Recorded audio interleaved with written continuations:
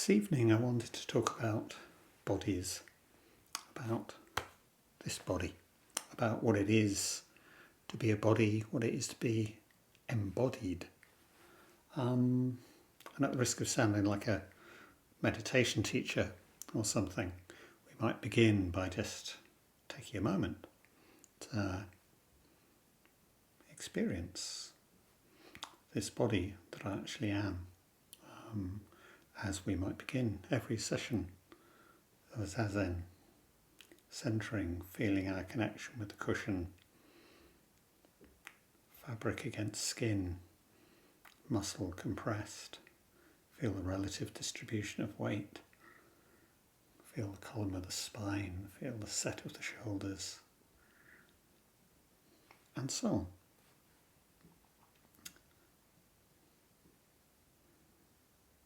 What is it to be embodied, to be stuff?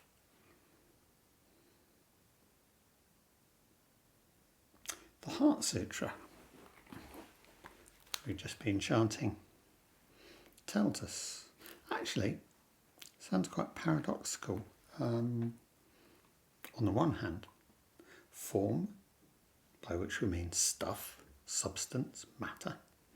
Form is no other than emptiness. Emptiness no other than form. Form is exactly emptiness. Emptiness exactly form. Sensation, conception, discrimination, awareness are likewise like this. But then of course it also says, so in emptiness there is no form, no sensation, conception, discrimination, awareness, and goes on with a wonderful list. So we might get the idea that emptiness is something other. But we've just said it's not. Form is no other than emptiness. No emptiness, no form. No form, no emptiness. Okay. Hold that thought, because in a sense, that's the frame we're trying to go with all of this. Try and make things clearer, but let's make it much more confusing just to start with. Dogen. I always feel ambivalent's probably the right word about bringing Dogen into things, because he was writing a long time ago, best part of 1,000 years, and he's the most poetic, the most elusive, evocative writer, and at the same time with a fierce love of paradox and standing received opinions, or at least received formulations of opinions on their head. So I always think there's a real danger, however valid we think our interpretation is, or the traditional line through which this understanding has come to us of, if you want to, you can find pretty much anything in Dogen that you're expecting, that you're not expecting. That said, let's go to one of the most well-known texts in Zen, Dogen's Genjo Koan. Section 10. When the Dharma has not yet fully penetrated body and mind, one thinks one is already filled with it. When the Dharma fills body and mind, one thinks something is still lacking. Why? For example, when we sail a boat into the ocean beyond sight of land and our eyes scan the horizon, in the four directions it simply looks like a circle. No other shape appears. This great ocean, however, is neither round nor square. It has inexhaustible characteristics. To a fish, it looks like a palace. To a heavenly being, like a jewelled necklace. To us, as far as our eyes can see, it looks like a circle. All the myriad things are like this. Within this dusty world and beyond, there are innumerable aspects and characteristics we only see or grasp as far as the power of our eye of study and practice can see.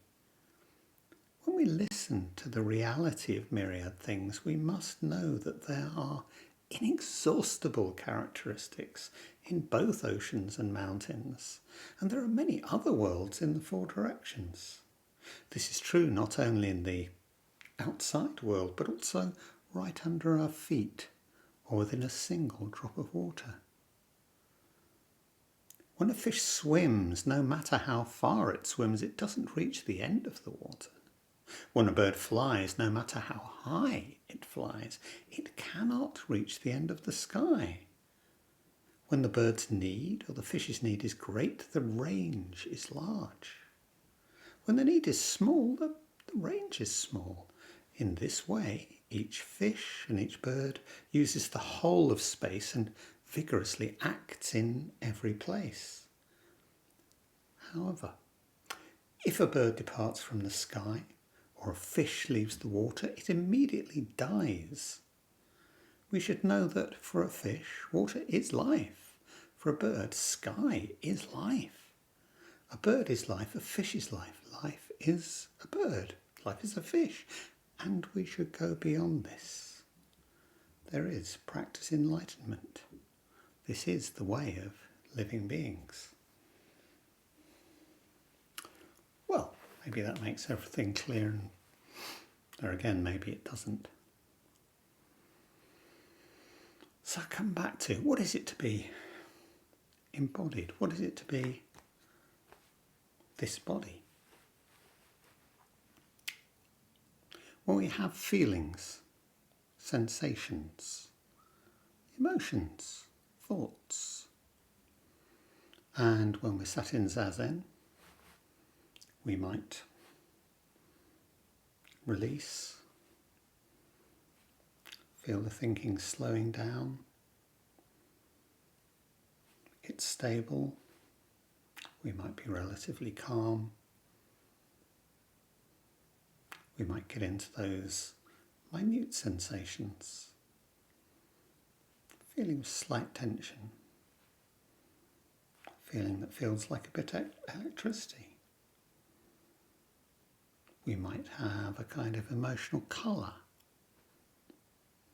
We might connect that up to some physical feeling. In all of this, there's perhaps a temptation. Well, I won't say perhaps. There is a temptation, and it's very well attested to in certainly Buddhist literature, perhaps less so in Zen. What we think we're doing here is we're getting right down into the grain of experience. That's maybe a photographic metaphor. Maybe that's a little old-fashioned. The pixels. We're getting down to the pixels of our experience, the pixels of life, these minute feelings, sensations from which the whole of the emotional, intellectual realm is constructed. And we might think, yes, I can really see. You can isolate these. You can begin to feel them on their own. But we'd actually be entirely wrong in this.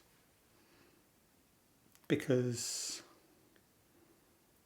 wholes, and what the Heart Sutra is actually insisting on all the time, is wholes. And our experience is like this. Our experience is whole. Where are we going? Yeah. And we know that in the Heart Sutra you can add separate in front of almost anything. And it actually clarifies it, it actually makes the point. So in emptiness there is no separate form, no separate sensation, no separate conception, no separate discrimination, no separate awareness, no separate eye, no separate ear, no separate nose. This is experience. This is coming at us at a whole. And this is an important understanding because, well, what's Dogen actually getting at in all this stuff about birds in the sky, fish in the ocean. They're wholes. The fish isn't separate from the sky. The fish isn't separate from the ocean. The fish isn't separate from its experience of the ocean. It's not actually building up from tiny separate sensations, a kind of intellectual knowledge about the ocean. It's not doing the calculus and deciding, move that fin 10 degrees up. Its experience comes as a whole because it's part of the whole. It's part of the ocean. It's a responsive part of the ocean. Same with the bird, but the same with me and you. This is really important because in Zazen, when we're sitting, we're effectively going into the lab. We're minimizing variables. We're trying to experience under controlled conditions. It's one of the things which makes it so useful. We're dialing down everything, so we're really, feeling the lower levels. But this too is experience as a whole, and it's the experience of Zazen. It's the experience of sitting, which is a whole. And that always comes with, me, the whole richness, sense of me. That's going to shift about, obviously. Now this is actually one of the ideas from contemporary relational psychoanalysis that we tend to bring in from time to time. It's actually astonishingly useful, and it's why I'll keep coming back to this and keep reintroducing it, not because it's clever, because it's psychoanalysis or psychology, anything like that, but it actually gives us an insight which is fundamentally, Buddhist consistent in its essence, but in very contemporary terms. That's just simply the idea of self-states.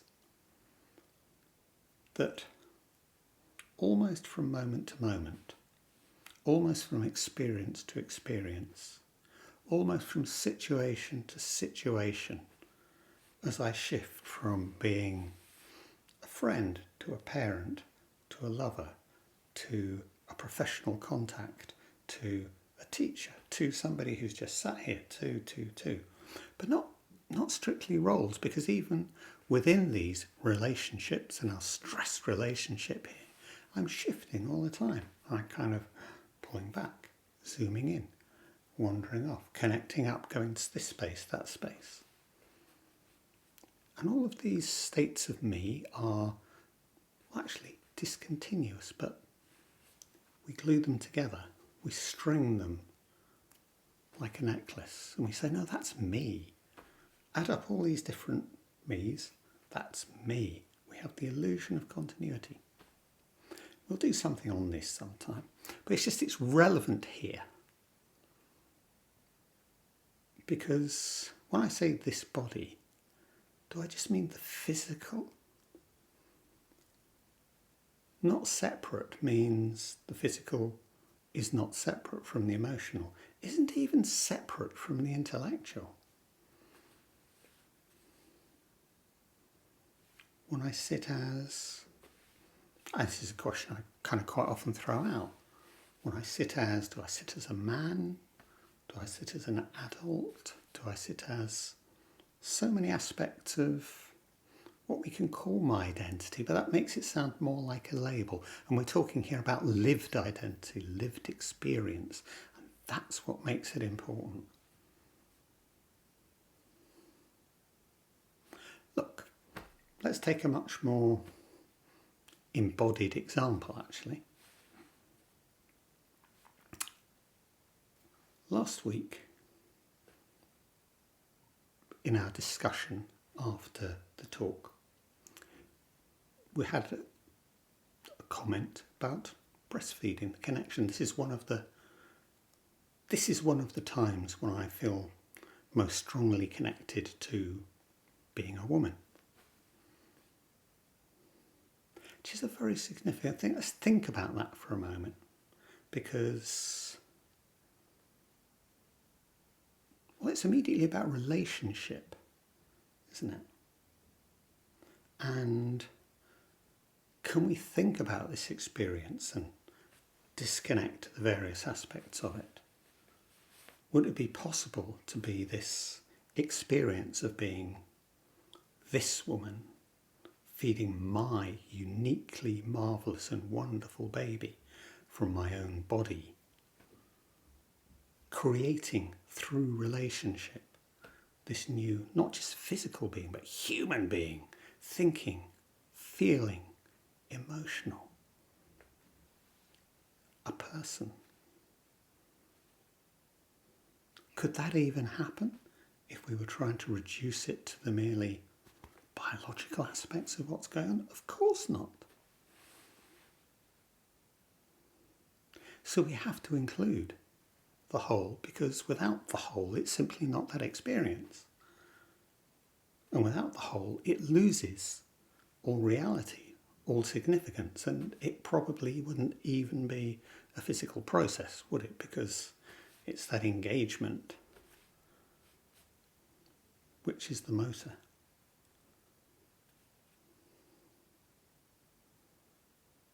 So it's a very practical demonstration around the idea of self-state.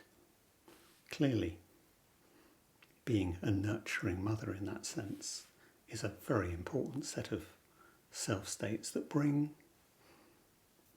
identity, emotion, thought, an attitude towards the world, a goal, a purpose, through relationship. And actually we could say that this is, always and always about relationship. And in fact, even in the difficulties, even in what we might think of as the problematic other face of that relationship, it's still about relationship. Because we can then obviously say, oh yeah, that's in one sense the quintessence of womanliness. Yeah. And what about those women who choose not to breastfeed or can't breastfeed? What about those women who choose not to become mothers or can't become mothers?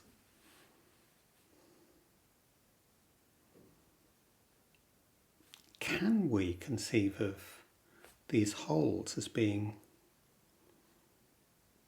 completely realised, profound experience without then wanting to reify that experience as a generalised statement about the world?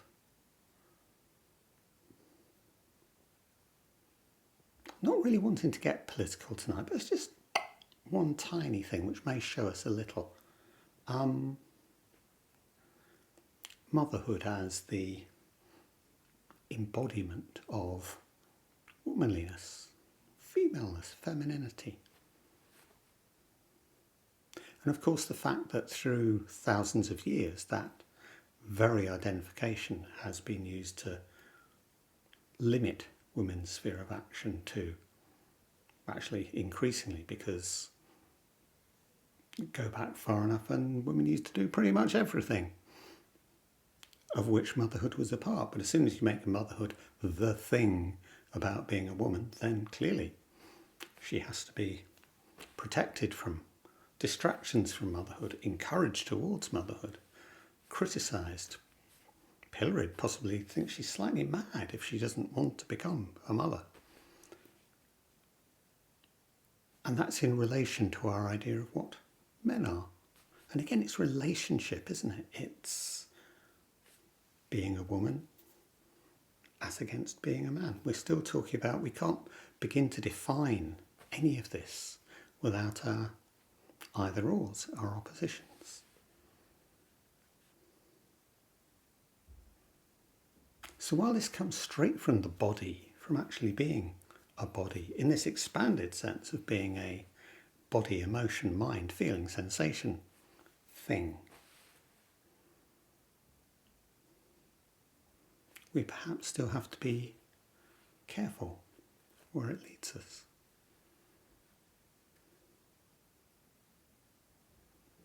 if we want to think of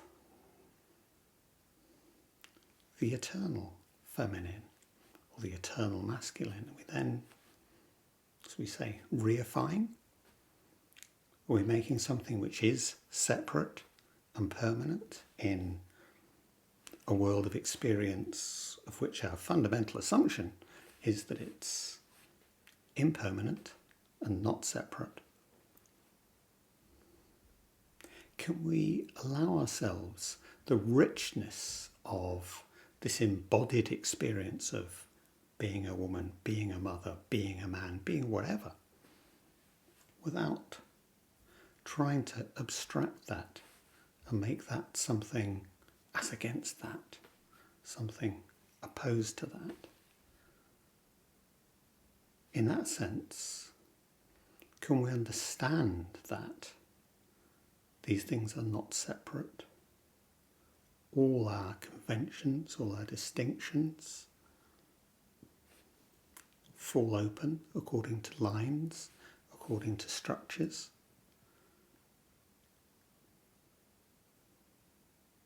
But that doesn't in any way diminish or invalidate that lived experience, because that lived experience is and can only be the heart, the actual reality of ourselves. Can we live in that tension, in that paradox?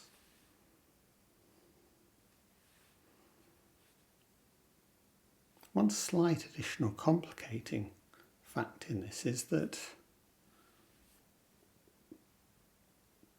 I chose the example of mother and child as perhaps the most concretely embodied experience I can think of. Not one I will ever have, but one, well, actually, yes, I was breastfed. Hey, I was the child. But clearly not from the mother's side. Because it is so embodied, and because it is so intimately about relationship, it's as real as it gets. But Zen and Buddhism, as with Western Christianity, have so often wanted us to take us away from the body, to imagine that we can have the above without this, that we can abstract whatever we want to call it, spirit, rationality, without its concrete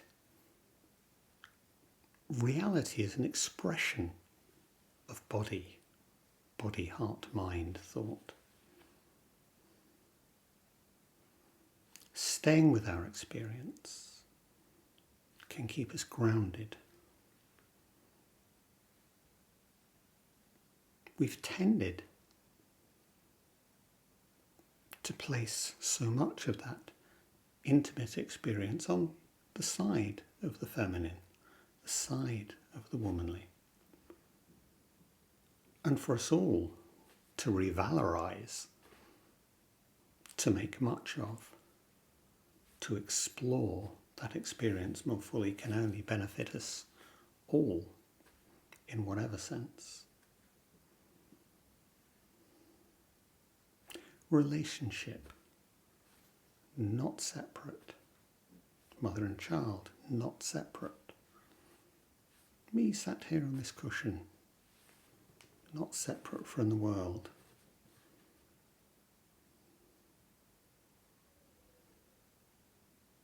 I'll read that little bit of Dogen again and let's just see how it strikes us.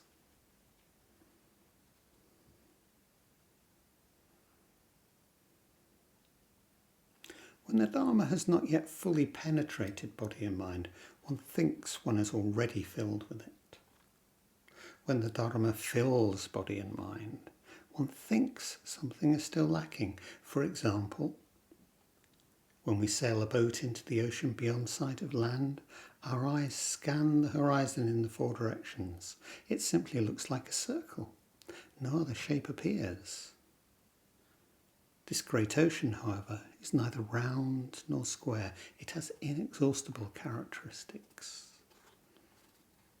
We experience reality in the way we experience it. That's partly to do with our physical organs, partly to do with, being upright bipeds, partly to do with being mammals. But it's also to do with emotion and thought and mind. To a fish, it looks like a palace. To a heavenly being, like a jewelled necklace. To us, as far as our eyes can see, it looks like a circle. All the myriad things are like this. Within the dusty world and beyond, there are innumerable aspects and characteristics we only see or grasp as far as the power of our eye of study and practice. So that's not just our physical powers of sight, that's our eye of study and practice, what our experience on the cushion, what our understanding, what our moments of insight show us. When we listen to the reality of myriad things, we must know that there are inexhaustible characteristics in both oceans and mountains, and there are many other worlds in the four directions. This is true not only in the external world, but also right under our feet or within a single drop of water. When a fish swims, no matter how far it swims, it doesn't reach the end of the water. It's not separate from the water. It's relationship. It's a relationship within the water. When a bird flies, no matter how high it flies, it cannot reach the end of the sky. When the bird's need or the fish's need is great, the range is large. When the need is small, the range is small. In this way, each fish and each bird uses the whole of space and vigorously acts in every place. However, if a bird departs from the sky or a fish leaves the water, it immediately dies. End of relationship. End of non-separation. Life is a bird. Life is a fish. A bird is life, a fish is life. And we should go beyond this. There is practice enlightenment. This is the way of living beings.